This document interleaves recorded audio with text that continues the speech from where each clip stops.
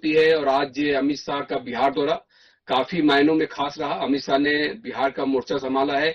माता सीता मंदिर के जरिए सबसे मजबूत दुर्ग दुरुस्त करने वो उतरे हैं।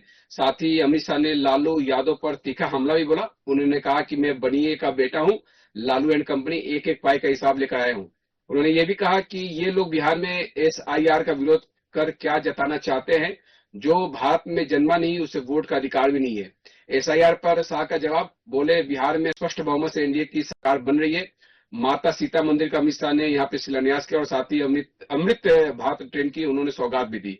इसी मुद्दे पर चर्चा करेंगे और हमारे साथ में पूरा एक पैनल मौजूद है। मैं परिचय करा दूं, संजय आलम साहब हैं, हम पार्टी से। संजय केजरीवाल जी हैं जनसुराज से। सुल्तान अली शिक्षा एकता मंच से हमारे साथ में जुड़े हुए सभी का स्वागत करना चाहूंगा। और सबसे पहले संजय आलम जी से शुरुआत करना चाहूंगा।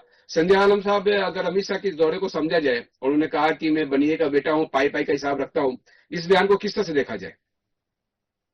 सबसे पहले आपके श्रोता को आपको बहुत बहुत धन्यवाद जो आपने हमें मौका दिया अपने चैनल पे। Thank you. और दूसरी बात यह है कि अमित शाह जी ने जो आज काम किया है बिहार के लिए तो बहुत गौरव की बात है, क्योंकि एक तो राम जी का तो मंदिर पहले बन चुका है और सीता माँ का जब मंदिर यहाँ बन जाती है तो यहाँ के जैसे कि जो जो हिंदू भाई हैं उनके लिए बहुत आस्था का विषय है। और जो दूसरे कास्ट है जैसे मुस्लिम समाज से है कोई और है तो उनके लिए भी एक रोजगार का बहुत अच्छा अवसर रहेगा। इसलिए मेरे हिसाब से बहुत अच्छी बात है और सबको इसके लिए बधाई होने देना चाहिए कि एक चलिए बिहार में भी कुछ ऐसा बनने जा रहा है जो पूरे देश से लोग वहां पे आएंगे।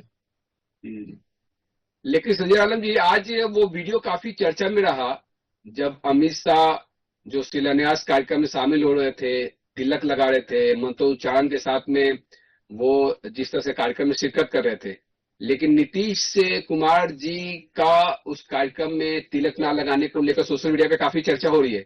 वो भी आपने वीडियो देखा होगा। जी, ऐसा है कि अब वो उस पर ध्यान नहीं दिए होंगे तिलक पे, इसलिए वो तिलक नहीं लगाए होंगे। ऐसी कोई बड़ी बात नहीं है, वो भी हिंदू धर्म को मानने वाले लोग हैं। बड़ी बात नहीं होती है, लेकिन सोशल मीडिया में क्या होता है, सोशल मीडिया में आप देखिए लोग बढ़ चढ़ कर बोलना शुरू कर देते हैं, एक राजनीतिक मुद्दा बन जाता है और सोशल मीडिया का एक अपना पूरा ट्रेंड होता है। चलिए, मैं सुल्तान अली जी के पास आना चाहूंगा, शिक्षा एकता मंच के अध्यक्ष भी है सुल्तान अली जी। जी जी, सुल्तान अली जी, आवाज मिल पा रही है मेरी? जी जी जी, सुल्तान अली जी, अमित शाह के इस दौरे को किस तरह से देख रहे हैं आप? देखिए, सबसे पहले आपके चैनल को मैं बहुत बहुत शुक्रिया अदा करता हूं कि उन्होंने एक अल्पसंख्यक समाज के रहने में अल्पसंख्यक होने पर हमें और इस जगह पे आपने हमें जगह दिया है जो अभी तक इस चैनल ने नहीं दिया था, नहीं दिया है। इसके लिए मैं तहे दिल से शुक्रिया आपके चैनल का और आपके सारी टीम मेंबर का अदा करता हूं। और जहां तक बात रही अमित शाह जी की, तो इस मुद्दे को मैं दो तरीके से देखता हूं, एक राजनीतिक और एक सामाजिक। उन्होंने जो काम आज किया सीता जी का मंदिर बनाकर, वो न कि किसी समाज के प्रति किया है, बाकी बिहार वालों के लिए एक ऐसा सौगात दिया है कि बिहार से बाहर रहने वाले आज बिहार को जानेंगे। दूसरी बात है, जिस तरह से अमित शाह ने बयान दिया लालू परिवार को, निश्चित तौर पर उन्होंने कोई गलत नहीं कहा है। क्यों नहीं गलत कहा है कि लालू परिवार ने वो चीज हमेशा कहा है जिस समय लालू परिवार लूटता रहा है, बर्बाद किया है पूरे बिहारों को, जंगल राज बनाया है और अल्पसंख्यक समाज के नाम पर जिस तरह से उन्होंने लूटा है, पूरी तरह से अल्पसंख्यक समाज के नाम पे लालू परिवार ने हमेशा लूटा है, अल्पसंख्यक को ठेंगा दिखाया है, छोटे छोटे पोस्ट देकर उन्हें फुसलाया है। निश्चित तौर पे अमित शाह ने सही कहा था। और रहा कि वोटर आईडी के मामले को भी अमित शाह ने जो कहा है एकदम सही कहा है। जो इस देश का वासी है वही तो अधिकार वोट का देगा ना। जो यहाँ पैदा नहीं हुआ, जो किसी दूसरे मुल्क से आकर यहाँ बसा है, जो नागरिकता लिया ही नहीं है, वो उसका वोटर आईडी कार्ड आप 15 साल पहले बनाकर अपने चुनाव जीतने के लिए कर लिए, वैसा नहीं होता है ना। अब तो आपको प्रमाण देना पड़ेगा ना, आप बिहार के हैं, इंडिया के हैं, वो प्रमाण तो आप दीजिएगा। बिना प्रमाण का तो आप वोट देते चले आ रहे हैं।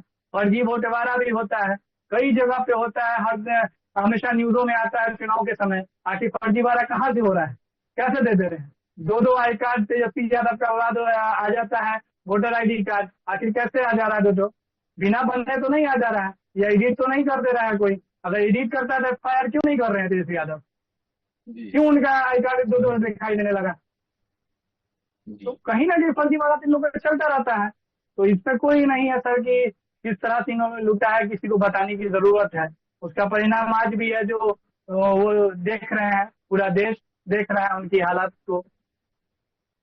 चलिए संजय आलम साहब, चूंकि अब SIR मुद्दा इतना बड़ा मुद्दा बन गया है कि राहुल गांधी ने इसमें कई सारे खुलासे किए कल महाराष्ट्र कर्नाटक को लेकर, और उस खुलासे के बाद में अमित शाह का पहला बयान निकल के सामने आया और सीधे तौर पर उन्होंने कहा कि जो भारत में जन्मा है, जो भारत में जन्मा है वही वोट देगा, जो जन्मा नहीं है उसे वोट देने का अधिकार ही नहीं है। तो आपको लगता है संजय आलम साहब कि इस बार बिहार चुनाव में ये बड़ा मुद्दा रहेगा? देखिए, ये बात तो 100% सही है कि कम से कम जो लोग हैं वो भारत के वासी होना चाहिए। जो वोट देने का जिनको अधिकार मिलता है वो भारत के वासी नहीं रहेंगे तो वोट कैसे देंगे वो? ये बात में कोई भी मतलब बेकार वाली बात कोई बोलता भी है तो वो आदमी ही बेकार है, ऐसा बोल ही नहीं सकते। क्योंकि भारत के संविधान के हिसाब से जो भारत के हैं वो भारत के लोग वोट देंगे, भारत के लोग को अपना समझ सकते हैं। हम जो गैर है, कहीं और से आए हैं, तो उनको तो जगह ऐसे भी यहाँ रहने से हम लोग का ही नुकसान है ना, हमारे देश का ही नुकसान है। जो अल्पसंख्यक समाज जो है, जितने ज्यादा बाहर से आएंगे उतने अल्पसंख्यक समाज जो अपने देश के हैं उनका ही रोजी रोटी वो खाएंगे। तो इससे तो कोई मतलब है कि किसी का भला तो होना नहीं है। एकदम सही बात है ये। जी। लेकिन आप ये भी देखिए कि जिन लोगों ने एन केन प्रकारेण फर्जी दस्तावेज के जरिए वोटर ID कार्ड बनवा लिया, सुप्रीम कोर्ट ने तो ये भी बोल दिया कि कोई ऐसा दस्तावेज नहीं जिसको जाली नहीं बनाया जा सके। तो आपको नहीं लगता कि एक पूरा सिस्टम जो है उसको बहुत कुछ करने की आवश्यकता है इस मसले पर? ये तो सही है, बना कल लिया है देखिए तो कि उसके कल राहुल बाद गांधी ने कहा कि एक व्यक्ति के नाम से 4-4 राज्यों में वोटर ID कार्ड बना हुआ है। यही तो अभी खत्म किया गया। अभी जो माननीय मुख्यमंत्री जी मतलब ये तो देखा जाए तो चुनाव आयोग ने किया है, पर हम लोग इससे बहुत खुश है जो अभी बिहार में जो हुआ है। अभी एक्चुअली क्या है कि हमारे घर से ही 4 नाम कटे हैं। तो हमारे मदर कटे हैं, हमारे फादर कटे हैं, हमारे सिस्टर कटे हैं, तो तीनों का डेथ हो गया है। तीनों अब दुनिया में नहीं रहे। मेरी वाइफ है, पहले यहाँ रहती थी, अब दिल्ली रहती है, उनका भी नाम कटा, 4 नाम कटा है। तो ये भी है कि जैसे हम यहाँ कहीं और चले जाते हैं तो हमारा नाम तो यहाँ से कटेगा ही। इसको भी लोग बोलते हैं कि ये सरकार की चाल है, ये है वो है। तो क्या बोलिएगा बोलने वाले को? बोलने वाले बहुत कुछ ये संजय बोलेंगे। आनंद साहब, जैसे आपने कहा कि आपकी मिसेज चली गई दिल्ली, लेकिन होता जी ये है कि बिहार से बहुत बड़े पैमाने पर पलायन होता है मजदूर वर्ग के, खासतौर पे जी जो बाहर बिल्कुल। में वोटर ID कार्ड बना नहीं पाते। इसमें विपक्ष का ये कहना था कि वो कैसे आ पाएंगे अपना वोटर ID कार्ड जो पुनरीक्षण हो रहा है, जो रिवीजन हो रहा है, उसमें वो तो बाहर कमाने गया है व्यक्ति कि वो बार बार आता रहेगा वोटर रिवीजन के लिए। देखिए, ऐसा है कि जो बाहर से नहीं आ सकता है उनका भी डिटेल वगैरह सही से दिया जाएगा तो उनका नाम तो आ ही जाएगा। किसका नाम कटा है? जो लोग मर गए हैं उन्हीं का नाम कटा है। जो लोग यहाँ से कहीं और ट्रांसफर हो गए हैं, कहीं और रह रहे हैं, वहीं पे उनका वोटर ID है। हमारे जैसे 2 वोटर ID हम रखेंगे तो एक जगह, जैसे पहले हमारा दिल्ली का वोटर ID था, दिल्ली से जैसे हम बिहार में आए हैं तो वहाँ का वोटर ID हमने बंद करा दिया, यहाँ रखा गया है। अभी हमारे फादर को कहीं तक मतलब मरे हुए हो गया, आपको 15 साल हो गया।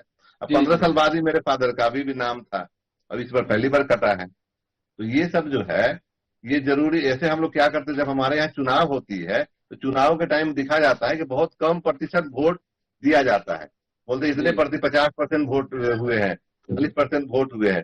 तो कैसे नहीं होंगे? कुछ लोग तो है ही नहीं, उनका नाम है, उनको हटा देने 70-74 हजार लाख जो लोग हटे हैं। तो इस बार जैसे चुनाव होगी तो इस बार प्रतिशत भी बढ़ जाएगा वोट का, जी। है कि नहीं? बढ़ेगा नहीं बढ़ेगा सर, आप ही बताइए। जी। तो चलिए, ये तो क्या है वोटर, कि जी, वोटर लिस्ट रिवीजन एक बड़ा मुद्दा बनता जा रहा है बिहार और बिहार के चुनाव के लिए भी।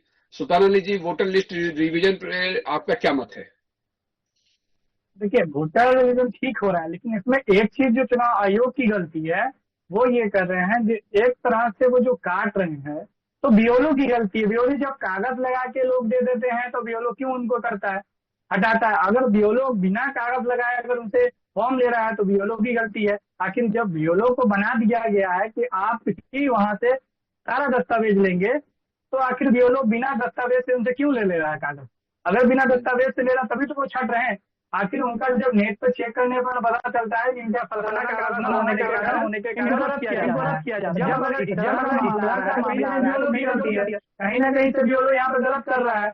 तो इस तरह से सरकार को भी जिम्मेदारी यही बनती है कि उन बीओलो पे अभी कार्रवाई किया जाए जो बीओलो गलत तरीके से कागज ले रहे हैं और जीवारा कर रहे हैं उसमें। अगर जिनका कागज सही है उसको भी अगर वो हटा कर देते हैं, जैसे बहुत सारे हमारे इधर भी हुआ है जो कागजात सही दिया गया, लेकिन उनमें कई ऐसे मुजफ्फरपुर में बीओलो हैं जिन्होंने कागज को क्या किया पता नहीं, उनका नाम दिया, लेकिन उन्होंने सारा, उनके पास एक प्रमाण पत्र है, उन्होंने सारे कागज का फोटोकॉपी रख लिया अपने पास, क्योंकि मैंने ये फोटोकॉपी करा के उनको कागज लगा दिया, लेकिन उनका जब चेक करा तो नाम कट गया।